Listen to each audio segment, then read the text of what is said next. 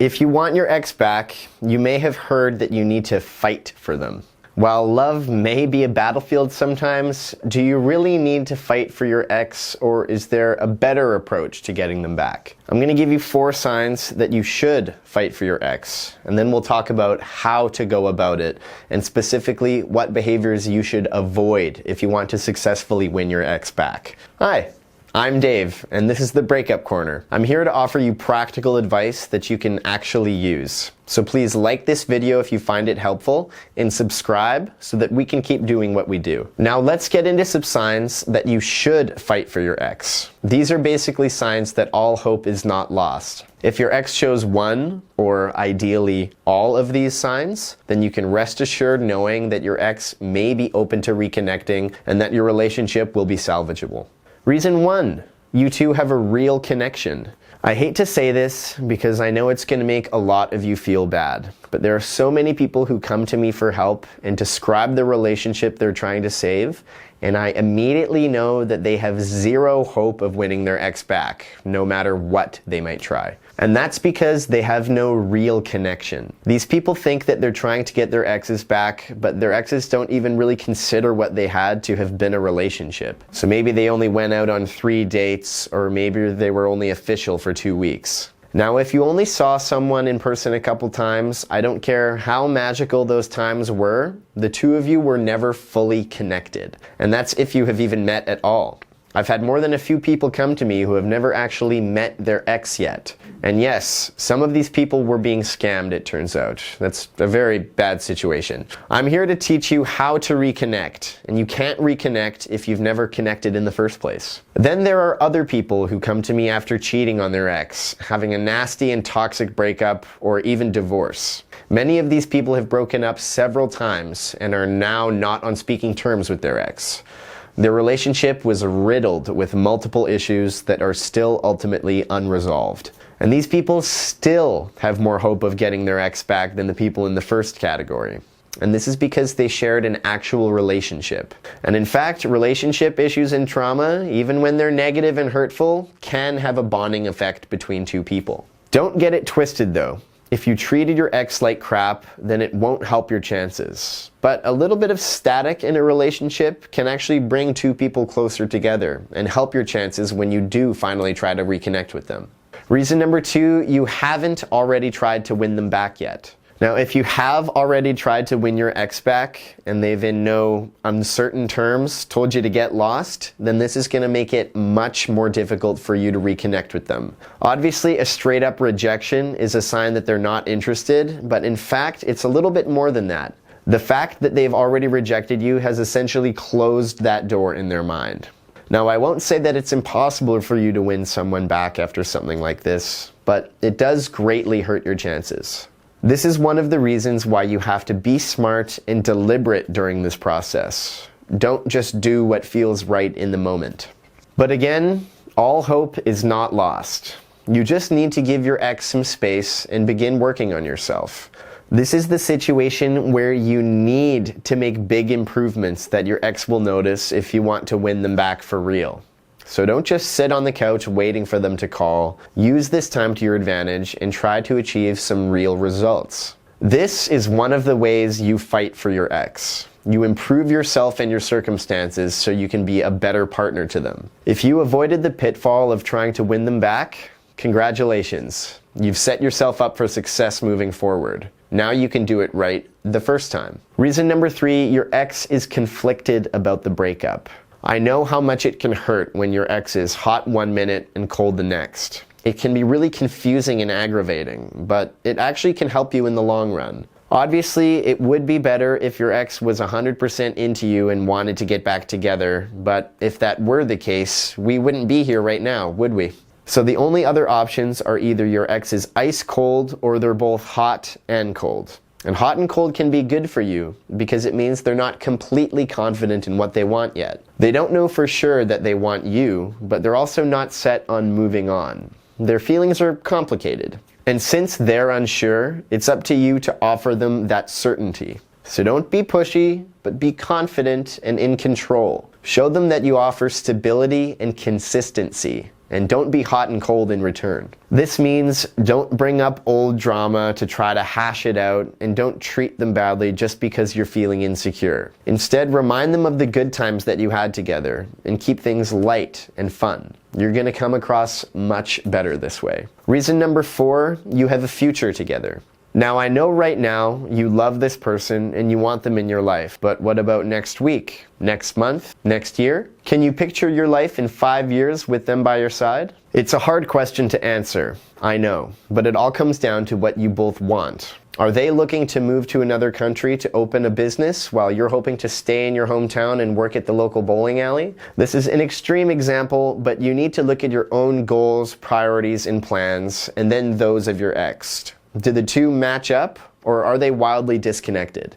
Be honest with yourself about this, because it's not about to magically change through the power of love. And since you're thinking about this stuff, so is your ex. If they know that you never want kids and they're hoping to have 3 biological children in the next 5 years, the chances of them agreeing to start things up again are pretty slim. And even if you somehow manage to make it happen, what would the point be? If you're still not sure, look at the reasons you broke up. Are these things related to long-term compatibility or just temporary issues? Take a real inventory and think about it for a while. If you're wondering what your chances are, I have something for you to do. Go to xbackquiz.com and take the free quiz there. It's formulated specifically to help you find out how your ex feels. It gives you a result out of 100 that represents your chances of getting back with your ex. Again, that's xbackquiz.com. So if you score over 70 on that quiz, and you decide that you and your ex are a perfect match, or at least compatible enough that you think you can make something work with a little compromise, then you know that it's worth another shot. Now that you know that you want to fight for your ex, let's talk about what that actually means. It's not going to be as dramatic as it may sound. Just know that I'm not going to tell you to give up and let your ex get away. I personally believe in second chances and taking steps to get there, but it's more about how you make this happen. So the question becomes, what do people mean when they say you should fight for your ex? I don't want to get too in the weeds here, but this is actually a very important distinction. Because there's kind of a toxic idea out there of fighting for someone's love. It's that Hollywood idea of showing up to your ex's house in tears with the little mixtape you made them and telling them how much you love them and how much you want to make it work out. Basically, confronting them or even their new partner and telling them that you need them in your life and that you can't live without them. It's not taking no for an answer and being impulsive and thinking only with your heart. If this is what you mean by fighting for your ex, then you absolutely should not fight for them, except maybe in one very specific situation. The only real situation where you should fight for your ex in this way is if they truly have no idea how you feel. This is a situation where your relationship was quite immature and unclear, and maybe they ended things because they didn't think that you cared about them. This is applicable if you never really defined the relationship, weren't faithful, or didn't treat them right. In this case alone, you need to let them know how you feel and that you want to be with them. Now, you don't need to make a grand romantic gesture, just have a single conversation. And I mean single conversation. Once you've made your ex aware of how you feel, you need to leave them alone for a bit. Don't keep showing up and declaring your love and asking for a second chance. This will cross the line from romantic to annoying to scary before you notice, and it's very difficult to come back from that. So once they know that you do care about them and want them, you gotta leave it right there. But that doesn't mean that you should give up and accept that you have no chance with your ex. You can, and you should, make an effort to get your ex back if that's what you want, and if you think you could have a happy future together. So let's talk about how to fight for your ex in a way that will work. It's going to be counterintuitive, and it's not as exciting as showing up with a romantic monologue or camping on their front lawn, but it's going to be the most effective way to win them back. You have to ask yourself if you really want your ex back, or if you just want some drama and excitement in your life.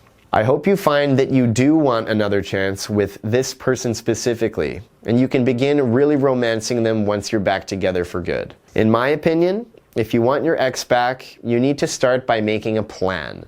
Right now, you're feeling a lot of love for your ex, and while that's great, if you start acting without making a plan, it can easily cause you to make mistakes that will hurt your chances and ultimately scare them away. So your first move needs to be to make a clean break from your ex. I know that you want to get closer to them, not further away, but you need to take this step to allow your ex a little bit of breathing room. This is going to help your chances with your ex in the long run, even though it will mean you two won't speak for a little while. Now, this works for a few different reasons. Giving your ex space is powerful because it allows them to process the breakup and return to what I call a centered state. This is the version of your ex that made them fall in love with you. It's them at their most them. Right now, they're agitated and they're irritable and they're extremely crushed by the weight of the breakup. Even if they initiate it, they're still very sad. Now, this is not the version of your ex that you want to deal with. Not only are they going to be acting irrationally and typically from a place of negativity towards you, they're under such extreme stress that they're practically a different person. A person that you might actually not even know. You can't communicate with them effectively right now, so you're not going to be able to reconnect with them and build that bond. So give them space to mourn the loss of the relationship and get a little bit of stability back in their life. At the same time, you also need to go through this grieving process. But you have a different goal here. As I talked about earlier in the video, you need to begin the process of rebuilding your own life. And not only rebuilding, but surpassing your former life and your former self. It's a lot to ask of yourself right now, but it is possible, and it will be worth it if you can make it happen. So start simple. Take a look at your life. What's something that's standing in the way of you and your happiness? Maybe you're not as healthy as you want to be. Maybe you lack confidence. Maybe your living situation is causing you stress. Now, think of a way to shift this block just a little. You don't have to run an ultra marathon tomorrow, but maybe go for a walk every morning. This is a solid, tangible process that will have results in your quest to win back your ex. How? Well, it's going to improve your mental health, which will improve your confidence, which will help you in every area of your life, not just with getting your ex back. It will also take your mind off of the breakup. If you reach out to your ex after this period of no contact, they're going to be able to tell if you've been sitting on your butt thinking about the breakup for the last month. And finally, it's going to show your ex that you're not the person that they broke up with, because they don't like that version of you as much as they should, or you'd still be together. Now, it may take more than going for a little walk in the morning, but start small and build from there. Improving your life tends to have a bit of a snowball effect, and you'll be shocked at where it takes you in even a short period of time. That's just one step to getting your ex back. If you want to know step 2, then you're going to have to wait for my next video. But while you're here, please like, subscribe, and give me a comment. Let me know how it's going between you and your ex, and if you've decided to fight for them. And then I'll tell you what you should do next. Thanks for watching, and we'll see you next time.